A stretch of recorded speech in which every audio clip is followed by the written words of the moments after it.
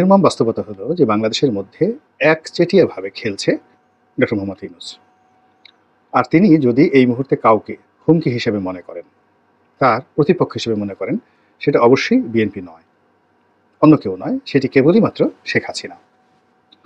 তো ডক্টর মোহাম্মদ ইউনূস সাহেবের সঙ্গে যেভাবে দেশি এবং বিদেশি সাহায্যকারী রয়েছে, তদ্রূপ শেখ হাসিনার হাতেও দেশি বিদেশি অনেক শক্তি রয়েছে। দেশের মধ্যে আওয়ামী লীগের ৬ কোটি কর্মী সমর্থক, এবং তারা প্রায় সবাই সচ্ছল।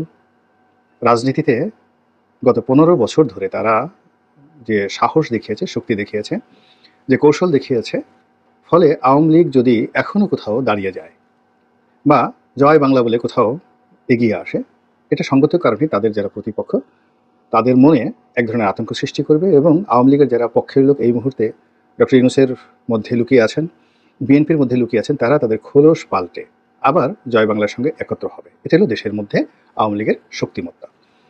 অন্যদিকে দেশের বাইরে গিয়ে শেখ হাসিনা এই মুহূর্তে যে দিল্লিতে রয়েছেন বা ইন্ডিয়াতে রয়েছেন, ভারতে রয়েছেন, সেখানে তিনি তার সকল প্রিয়জন এবং সাহায্যকারী তাদেরকে নিরাপদে তিনি সেখানে নিয়ে গেছেন, অথবা তারা সবাই নিরাপদে সেখানে পৌঁছে গেছেন।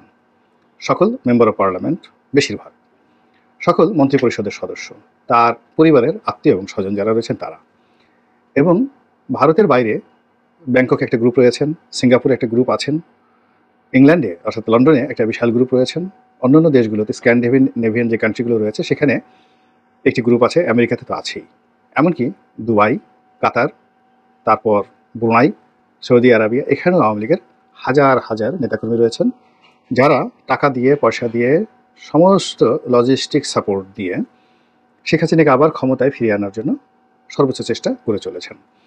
এবং অবাক করার ব্যাপার হলো যে এদের মধ্যে অনেক ধনী, যাদের নাম আমরা ইতিমধ্যে পেপার পত্রিকায় এসে গেছে, কাজে আমি যদি তাদের নাম বলি এটি বদনাম হবে না। যেমন ধরুন ভারতের আদানি, তারপর এস আলম গ্রুপ, এরপরে ধরুন বসুন্ধরা গ্রুপ, এরপরে আল হারমাইন গ্রুপ, এইরকম অন্তত ১০০টি নাম করা শিল্প প্রতিষ্ঠান, ব্যবসায়ী গ্রুপ, হামিম গ্রুপ আছে, কে আজাদ সাহেবের হামিম গ্রুপ আছে, যারা পরিবর্তিত পরিস্থিতিতে এই পরিবর্তিত বাংলাদেশে নিজেদেরকে তারা এস্টাবলিশ করে ফেলেছেন। তো তারা নিজেদেরকে এস্টাবলিশ করে ফেলেছেন, এই গেল এক। ২ নম্বর হলো তারা সমন্বয়কদের সঙ্গে, ইউনূস সরকারের সঙ্গে, বিএনপির সঙ্গে এবং তলে আওয়ামী লীগের সঙ্গে সমান তালে সম্পর্ক বজায় রেখে নিজেদের কর্মকাণ্ড চালিয়েছেন বা চালিয়ে যাচ্ছেন। তো এটি আওয়ামী লীগের একটা বিরাট বিজয় এবং সফলতা। ৩ নম্বর হলো যে আওয়ামী লীগের যে সকল আমলা কামলা, তাদের ৯৯% আমলা কামলা তারা পরিবর্তিত পরিস্থিতিতে মানিয়ে নিয়েছেন। তাদের মনের মধ্যে জয় বাংলা, কিন্তু চোখে মুখে এখন হয়তো বাংলাদেশ জিন্দাবাদ, ইনকিলাব জিন্দাবাদ, নারায়ে তকবীর জিন্দাবাদ, ডক্টর ইউনূস জিন্দাবাদ, এই জিনিসগুলোকে তারা সমন্বয় করে ফেলেছেন, এবং ধাক্কা কাটিয়ে উঠে তারা কি করবেন বা না করবেন সেটা একমাত্র উপরে আল্লাহ রাব্বুল আলামিন ছাড়া আর কেউ জানেন না। আমলা কামলাদের পরে যদি বিদেশি শক্তি ধরেন, তো সেক্ষেত্রে চীন, এখনো পর্যন্ত আওয়ামী লীগের বিরুদ্ধে কথা বলা যাবে না। ভারত একেবারে আওয়ামী লীগের পক্ষে, যাকে বলা হয় কোমরে গামছা বেঁধে যেভাবে নেমেছে। ভারত স্বাধীন হওয়ার পর থেকে কোনো রাজনৈতিক নেতাকে আশ্রয় দিয়ে তার পক্ষে এভাবে ভারত কখনো সমর্থন জানায়নি, এবং সেই একক ব্যক্তিকে ক্ষমতায় বসানোর জন্য অভিমান করে একটা রাষ্ট্রের সঙ্গে সম্পর্কের অবনতি তারা কখনো ঘটায়নি, যেটি শেখ হাসিনাকে নিয়ে ঘটাচ্ছে। এটি ভীষণ রকম বাংলাদেশের জন্য অ্যালার্মিং। এর কারণ হলো আমাদের চারিদিকে যে বলয় রয়েছে, সীমান্ত রয়েছে, সেখানে এই ভারতের যে কর্তৃত্ব, এই কর্তৃত্ব কেউ অস্বীকার করতে পারবে না, এবং ভারতের এই কর্তৃত্ব মোকাবেলা করার অবস্থা আমাদের অন্য কোনো বন্ধু রাষ্ট্রের আদৌ নেই। ভারতের সাথে যে সকল রাষ্ট্রের বন্ধুত্ব রয়েছে, যেমন ধরেন আমেরিকা, যেমন ধরুন রাশিয়া, তারা সবাই শেখ হাসিনার বন্ধু হবেন এবং পক্ষে আছেন। কাজেই ডক্টর মোহাম্মদ ইউনূসকে যদি খেলতে হয়, রাজনীতির খেলা খেলতে হয়, তাহলে তাকে শেখ হাসিনার সঙ্গে খেলতে হচ্ছে, আওয়ামী লীগের সঙ্গে খেলতে হচ্ছে, এবং এই বিপদ এবং বিপত্তি মাথায় রেখে কিন্তু তিনি এগোচ্ছেন। এটা হলো রূঢ় বাস্তবতা। এখন বাস্তবতা হলো যে এই রূঢ় বাস্তবতার প্রেক্ষিতে যে খেলা, রাজনীতির খেলা, সেই খেলায় আমরা যেটা দেখছি, জামাতের সঙ্গে বিএনপির দ্বন্দ্ব সংঘাত হচ্ছে, বিএনপির সঙ্গে অঙ্গ সংগঠনের দ্বন্দ্ব সংঘাত হচ্ছে, তারপর সমন্বয়কদের সঙ্গে বাকবিতণ্ডা হচ্ছে। আসলে এগুলো সবই ধোয়া ধোয়া ধোয়া। পর্দার আড়ালে মূলত যে জিনিসটি হচ্ছে সেটি হলো আওয়ামী লীগ চেষ্টা করছে জামাতের সঙ্গে, বিএনপির সঙ্গে, এমনকি ছাত্রদের সঙ্গে একটি সুসম্পর্ক স্থাপন করার জন্য, অথবা অ্যাটলিস্ট তাদেরকে নিউট্রাল করার জন্য। এবং এই জন্য আপনি দেখবেন যে এই যে যাদের বিরুদ্ধে টাকা পয়সা লেনদেনের অভিযোগ আসছে এ প্রায় সবই বিএনপি মাইন্ডেড নয়, আওয়ামী লীগ মাইন্ডেড যারা ব্যবসা বাণিজ্য করেন, ব্যবসায়ী গ্রুপ, তারাই টাকা দিচ্ছে। এমনকি যে সকল গোপন সংস্থা থেকে টাকা পাওয়ার অভিযোগ আসছে সে সকল গোপন সংস্থার যে টাকা এটা যে আওয়ামী লীগ থেকে আসছে না এই কথা কিন্তু বলা যাচ্ছে না। আবার এই সকল কথা মুহূর্তের মধ্যে অতি গোপনীয় কথা এটি কয়দিন পরে আবার প্রকাশিত হয়ে যাচ্ছে। অর্থাৎ যারা টাকা দিচ্ছে তারা যাদেরকে টাকা দেওয়া হচ্ছে তাদেরকে ব্ল্যাকলিস্টেড করার জন্য আবার এই জিনিসগুলো প্রকাশ করে দিচ্ছে। কাজে এখানে আওয়ামী লীগ খেলছে। তো আওয়ামী লীগ যে খেলছে সেই খেলার ক্ষেত্রে আমরা যা দেখছি সেটা সত্য নয়, কিন্তু এর বাইরে আরও অনেক কিছু এখানে ঘটে চলেছে। তো সেই দিক থেকে ডক্টর মোহাম্মদ ইউনূসকে শেখ হাসিনার আগামী দিনে রাজনীতির পুনর্বাসন, তার রাজনীতির আক্রমণ, তার রাজনীতির কৌশল এবং রাজনীতির প্রত্যাবর্তন এটিকে মাথায় রেখে কিন্তু তাকে এগোতে হচ্ছে এবং দেয়ার ইজ নো ওয়ে, এর বাইরে তার কোনো বিকল্প পন্থা নেই, ব্যবস্থা নেই। পুরো পরিস্থিতি এমন অবস্থায় চলে গেছে যে যদি ইলেকশন হয় সেখানে আওয়ামী লীগ একটা ফ্যাক্টর, আর ইলেকশন যদি নাও হয় তবু আওয়ামী লীগ ফ্যাক্টর, এবং যা কিছু করা হচ্ছে সব কিছু আওয়ামী লীগের পক্ষে চলে যাচ্ছে। আপনি যদি আওয়ামী লীগকে নিষিদ্ধ করেন আওয়ামী লীগের পক্ষে চলে যাচ্ছে, আওয়ামী লীগের যদি ইলেকশনে অংশগ্রহণ করতে দেন তা আওয়ামী লীগের পক্ষে চলে যাচ্ছে, আওয়ামী লীগের একটা গালি দেন তা আওয়ামী লীগের পক্ষে চলে যাচ্ছে, আওয়ামী লীগ সম্পর্কে যদি কোনো কথা না বলেন তাও আওয়ামী লীগের পক্ষে চলে যাচ্ছে।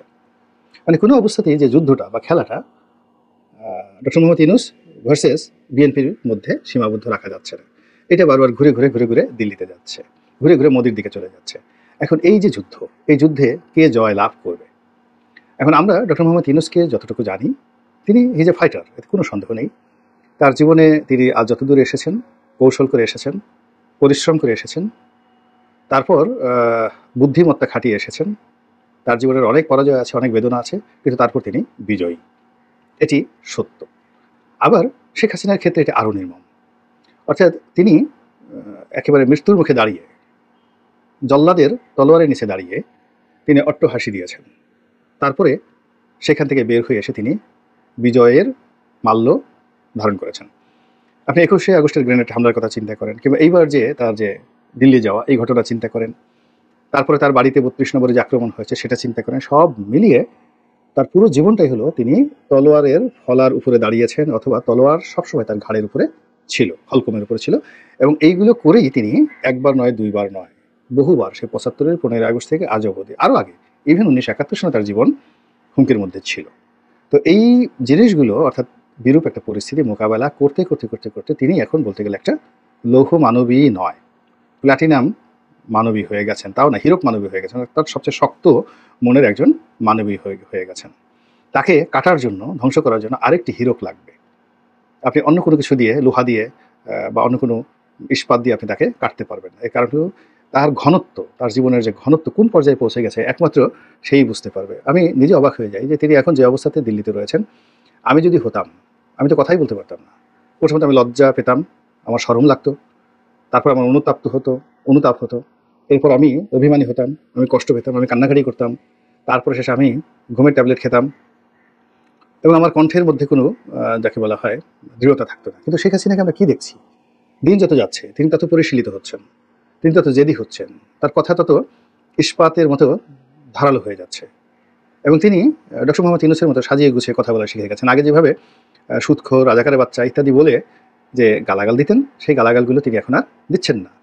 তিনি যে সাম্প্রতিক অডিও ফুটেজে যে সকল তার বক্তব্য আমরা শুনতে পাচ্ছি, তিনি খুব ধীর স্থিরভাবে ডক্টর মোহাম্মদ ইউনূসকে ছোট করার জন্য, তার সরকারকে দায়ী করার জন্য এবং তার নিজের পক্ষে সাফাই গাওয়ার জন্য যে ভাষা ব্যবহার করছেন এটি তার মুখে আমি জিন্দিগিতে কখনো শুনিনি। শেখ হাসিনা মিন্স ধরো, মারো, কাটো, ওর পাঞ্জাবি খোলো, ওকে জুতো মারো, ওকে গুম করো, তারপরে শেষে ওকে একটু ট্রিটমেন্ট দিয়ে দাও, ওর বাড়িঘর ভেঙে ফেলো।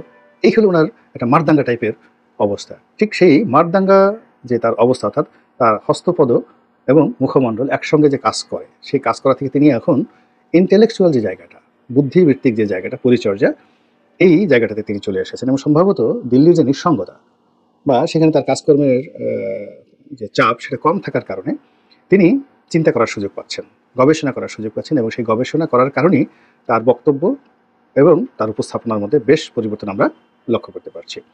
তো ফলে সামনের দিনে খেলা কিন্তু জমে উঠবে, ভীষণ রকম জমে উঠবে। এবং ইতিমধ্যে ডক্টর মোহাম্মদ ইউনূস বলে দিয়েছেন যে তিনি সাধারণ কোনো খেলোয়াড় নয়, সারা দুনিয়া তিনি খেলে এসেছেন। তার এই বক্তব্যটি শেখ হাসিনার জন্য প্রযোজ্য, নরেন্দ্র মোদীর জন্য প্রযোজ্য, রাশিয়ার জন্য প্রযোজ্য, এমনকি ডোনাল্ড ট্রাম্পের জন্য প্রযোজ্য। এবং আমরা এই অল্প সময়ের মধ্যে যা কিছু দেখেছি যে তিনি সহজে ছাড়ার পাত্র নন। আবার অন্যদিকে যে হিরক মানবী শেখ হাসিনা, তিনিও ছাড়ার পাত্র নন, তিনি একেবারে মরে যাবেন, কবরে যাবেন। আজরাইল যখন তার একেবারে যান কবাজ করতে আসবেন, তখন যদি তার সুযোগ থাকে, তখনই তিনি বলবেন যে আমাকে 30 সেকেন্ড সময় দেন, আমি ডক্টর মোহাম্মদ ইউনূসকে কিছু নসিহত করে নেই। তো এইরকম একটা জমজমাট যে রাজনৈতিক খেলা, রাজনৈতিক যুদ্ধ, রাজনৈতিক প্রতিযোগিতা, যার কবলে আমরা পড়তে যাচ্ছি, এবং এই কবলে পড়ে আমাদের কী দশা হয়, কী হাল হয়, কী বেহাল হয়, সেটি এখন দেখার বিষয়। মহান আল্লাহ আমাদের সবাইকে হেদায়েত দান করুন এবং হেফাজত করুন। আসসালামু আলাইকুম ওয়া রাহমাতুল্লাহি ওয়া বারাকাতুহু।